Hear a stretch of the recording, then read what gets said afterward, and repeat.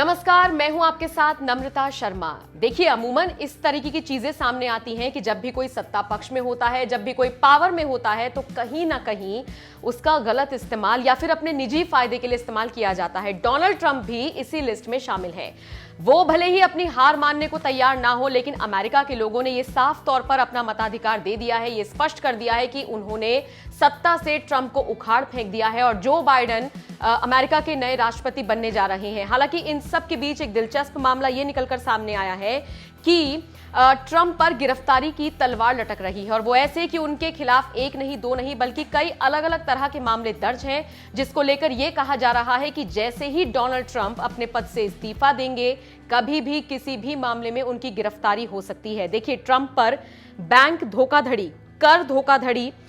Money laundering, चुनावी धोखाधड़ी जैसे मामले शामिल हैं, जिस तरीके के उन पर आरोप लग रहे हैं और कहा यह जा रहा है कि ये इतने सीरियस मामले हैं कि अपने पद से जैसे ही ट्रंप इस्तीफा देंगे, उनकी कभी भी गिरफ्तारी हो सकती है। और सबसे ज्यादा हैरानी की बात यही है कि अपने पूरे कार्यकाल में उन्होंने इस तरह की कई गड़बड़ियों को किया, कई तरह के घोटाले किए, कई स्कैम्स किए, लेकिन वो पकड़ में इसलिए नहीं आए, या फिर ये कहिए कि लोगों को पता था लेकिन उनके खिलाफ कार्रवाई इसलिए नहीं हो पाई क्योंकि भाई वो देश के राष्ट्रपति थे, वो अमेरिका के राष्ट्रपति थे, पावर थी उनके पास, तो अपने ही खिलाफ जाहिर सी बात है वो कोई ऐसा कानून तो लाने वाले थे नहीं। और जाहिर सी बात है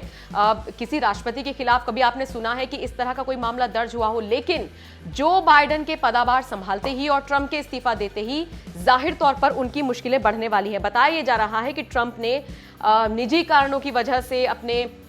ऑफिशियल कामों की वजह से इतना ज्यादा कर्जा लिया हुआ है कि उन पर इस तरह के आरोप लग रहे हैं। साथ ही साथ यह भी बताया जा रहा है कि आने वाले 4 सालों में ट्रंप को लगभग $30,000